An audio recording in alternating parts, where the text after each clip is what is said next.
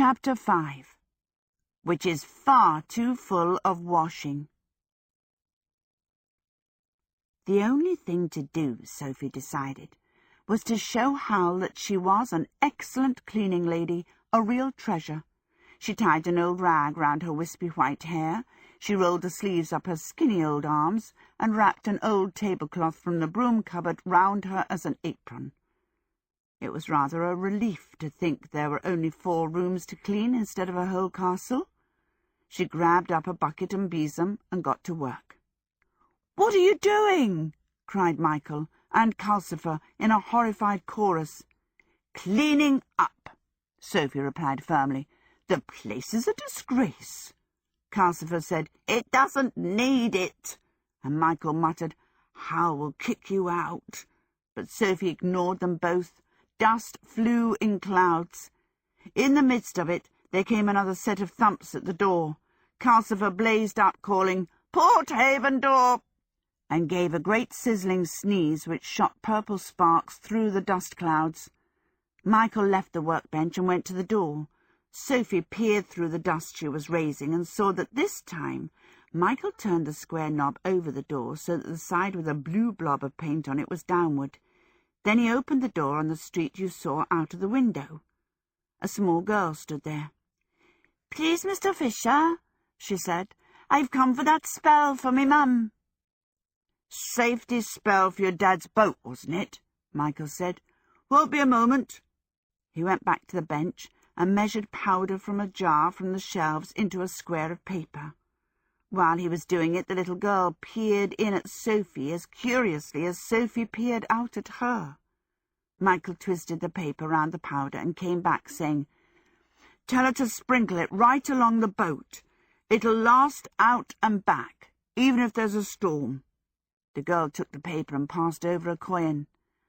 "Has the sorcerer got a witch working for him too?" she asked. "No," said Michael. "Meaning me?" Sophie called. "Oh, yes, my child. I'm the best and cleanest witch in Ingery." Michael shut the door, looking exasperated. "That will be all round Porthaven now. Hal may not like that." He turned the knob green down again. Sophie cackled to herself, a little quite unrepentant. Probably she had let the besom she was using put ideas into her head. But it might persuade Hal to let her stay if everyone thought she was working for him. It was odd. As a girl, Sophie would have shriveled with embarrassment at the way she was behaving. As an old woman, she didn't mind what she did or said. She found that a great relief. She went noisily over as Michael lifted up a stone in the hearth and hid the little girl's coin under it.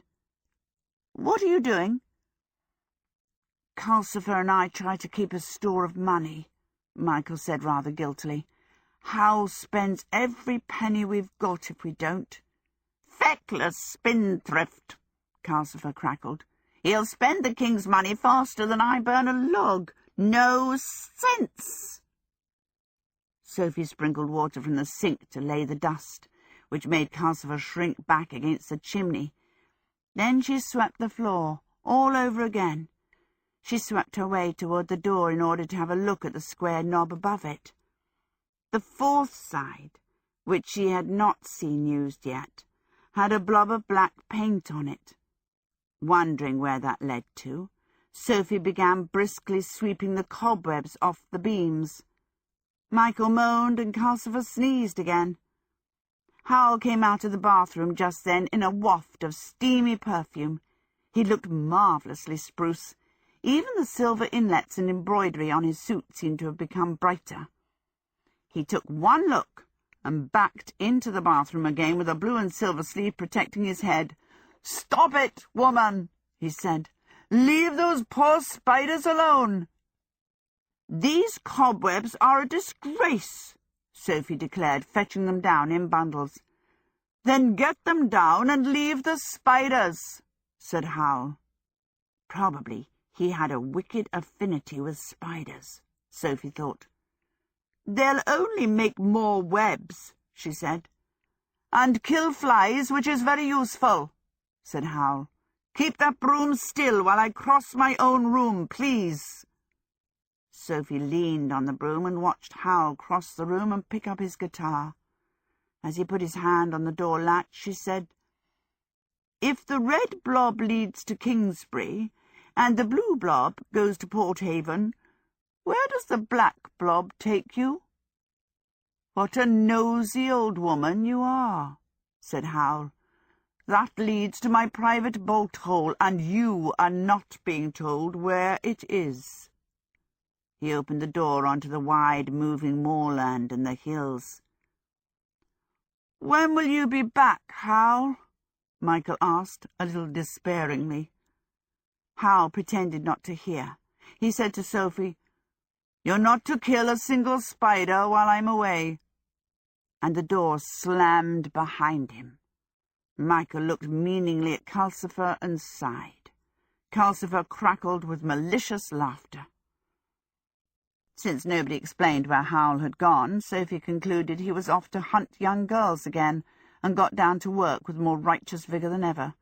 She did not dare harm any spiders after what Hal had said, so she banged at the beams with the broom, screaming, "Out, spiders! Out of my way!" Spiders scrambled for their lives every which way, and webs fell in swathes. Then, of course, she had to sweep the floor yet again. After that, she got down on her knees and scrubbed it. "I wish you'd stop," Michael said, sitting on the stairs out of her way. Calcifer, cowering at the back of the grate, muttered, "I wish I'd never made that bargain with you now." Sophie scrubbed on vigorously. "You'll be much happier when it's all nice and clean," she said. "But I'm miserable now," Michael protested. Hal did not come back again until late that night. By that time, Sophie had swept and scrubbed herself into a state when she could hardly move. She was sitting hunched up in the chair, aching all over. Michael took hold of Hal by a trailing sleeve and towed him over to the bathroom, where Sophie could hear him pouring out complaints in a passionate mutter. Phrases like "terrible old biddy" and "won't listen to a word" were quite easy to hear, even though Calcifer was roaring, "Hal, stop her! She's killing us both!" But all Hal said when Michael let go of him was, "Did you kill any spiders?" "Of course not," Sophie snapped. Her aches made her irritable. "They look at me and run for their lives. What are they? All the girls whose hearts you ate?" Hal laughed. "No, just simple spiders," he said, and went dreamily away upstairs. Michael sighed. He went into the broom cupboard and hunted until he found an old folding bed, a straw mattress, and some rugs, which he put into the arched space under the stairs. "You better sleep here tonight," he told Sophie. "Does that mean Hal's going to let me stay?" Sophie asked. "I don't know," Michael said irritably. "Hal never commits himself to anything. I was here 6 months before he seemed to notice I was living here and made me his apprentice. I just thought a bed would be better than the chair." "Then thank you very much," Sophie said gratefully. The bed was indeed more comfortable than a chair, and when Calcifer complained he was hungry in the night, it was an easy matter for Sophie to creak her way out and give him another log. In the days that followed, Sophie cleaned her way remorselessly through the castle. She really enjoyed herself. Telling herself she was looking for clues, she washed the window, she cleaned out the oozing sink, and she made Michael clear everything off the workbench and the shelves so that she could scrub them. She had everything out of the cupboards and down from the beams and cleaned those too. The human skull, she fancied, began to look as long-suffering as Michael. It had been moved so often. Then she tacked an old sheet to the beams nearest the fireplace and forced Calcifer to bend his head down while she swept the chimney. Calcifer hated that. He crackled with mean laughter when Sophie discovered that soot had got all over the room and she had to clean it all again. That was Sophie's trouble. She was remorseless, but she lacked method. But there was this method to her remorselessness. She calculated that she could not clean this thoroughly without sooner or later coming across Howl's hidden hoard of girls' souls, or chewed hearts, or else something that explained Calcifer's contract. Up the chimney, guarded by Calcifer, had struck her as a good hiding-place. But there was nothing there but quantities of soot, which Sophie stored in bags in the yard. The yard was high on her list of hiding-places. Every time Howl came in, Michael and Calcifer complained loudly about Sophie, but Howl did not seem to attend, nor did he seem to notice the cleanliness, and nor did he notice that the food closet became very well stocked with cakes and jam, and the occasional lettuce. For, as Michael had prophesied, word had gone round Porthaven. People came to the door to look at Sophie. They called her Mrs. Witch in Porthaven and Madam Sorceress in Kingsbury. Word had gone round the capital too. Though the people who came to the Kingsbury door were better dressed than those in Porthaven, no one in either place liked to call on someone so powerful without an excuse. So Sophie was always having to pause in her work to nod and smile and take in a gift, or to get Michael to put up a quick spell for someone. Some of the gifts were nice things, pictures, strings of shells, and useful aprons.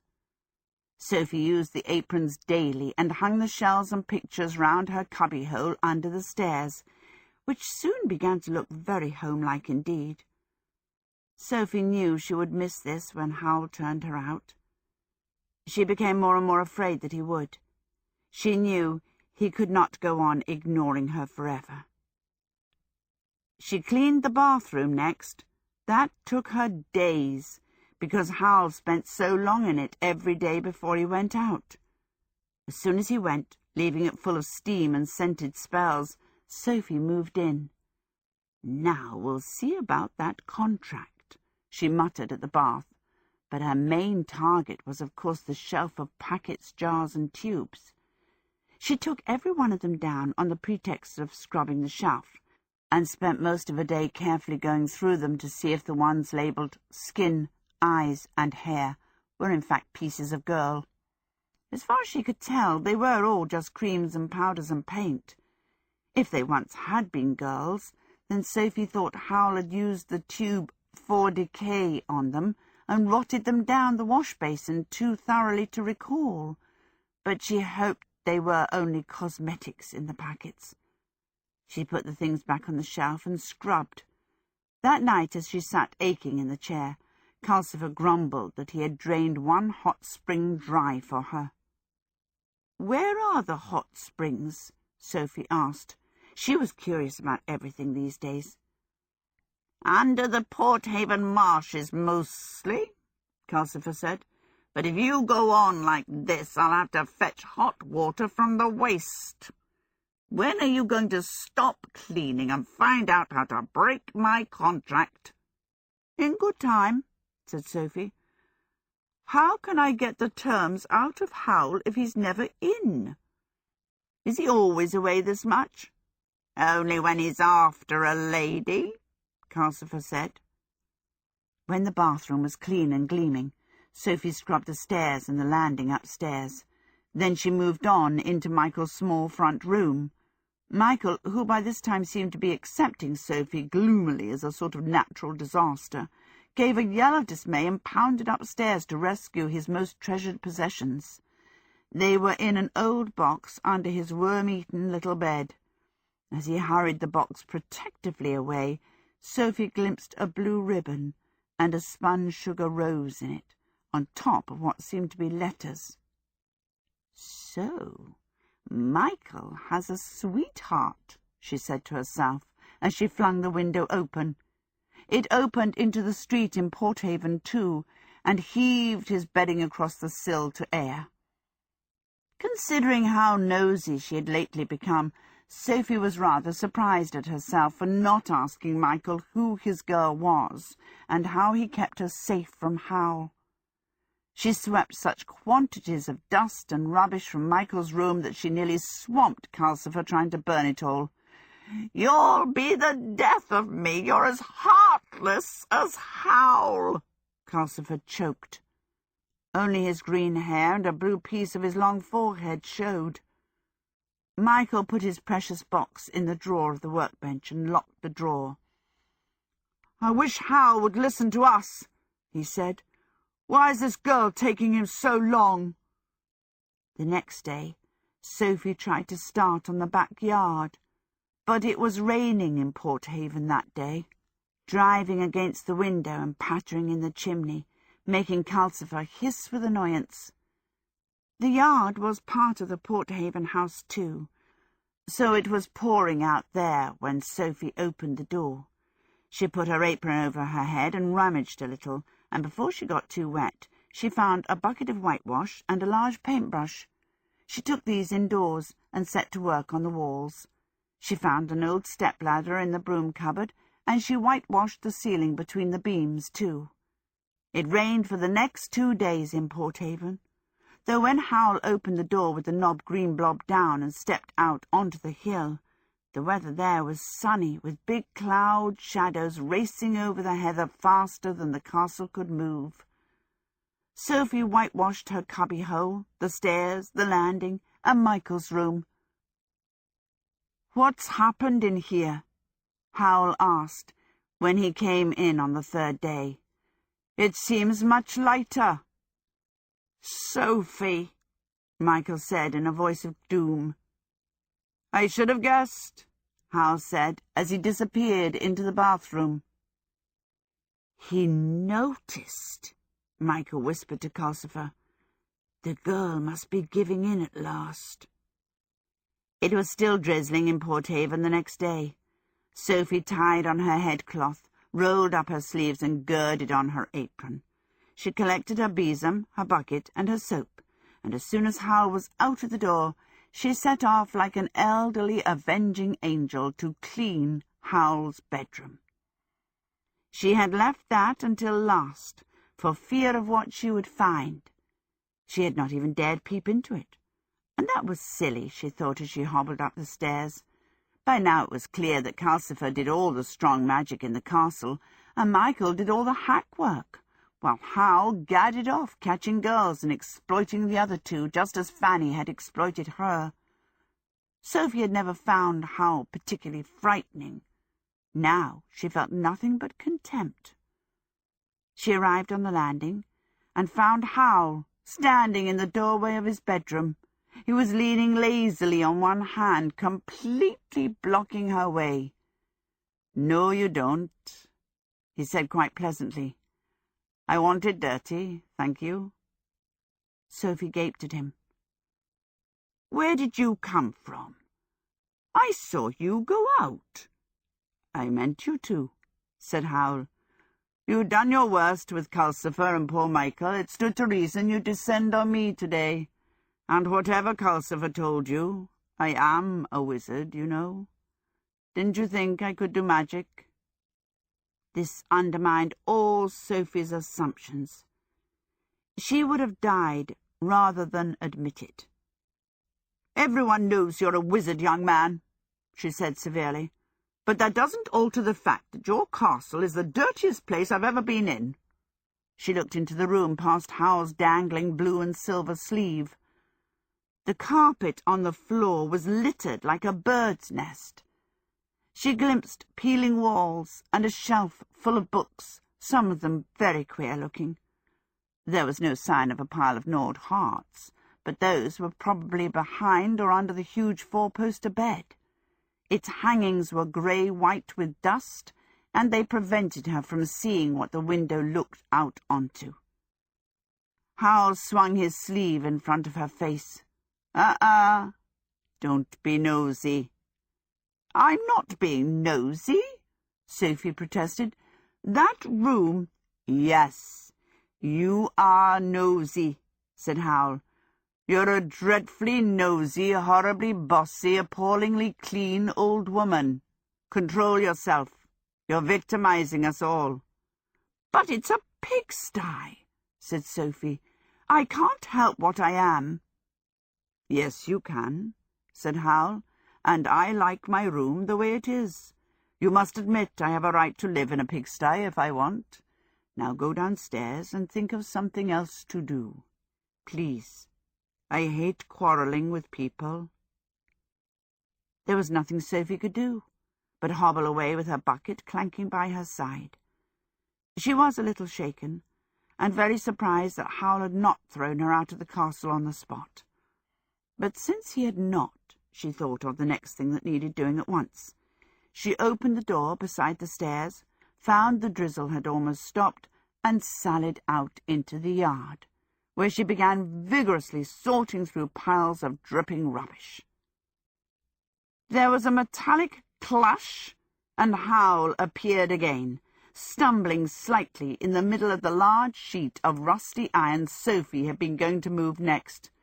"Not here either," he said.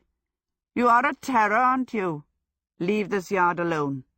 I know just where everything is in it, and I won't be able to find the things I need for my transport spells if you tidy them up." So there was probably a bundle of souls or a box of chewed hearts somewhere out here, Sophie thought. She felt really thwarted.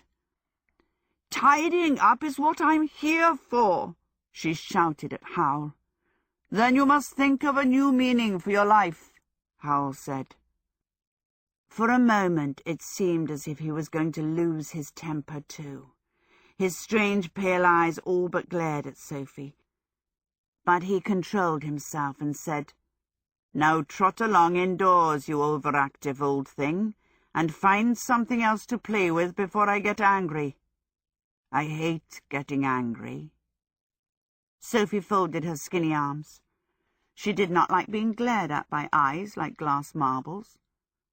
"Of course you hate getting angry," she retorted. "You don't like anything unpleasant, do you? You're a slitherer outer. That's what you are. You slither away from anything you don't like." Howl gave a forced sort of smile. "Well now," he said.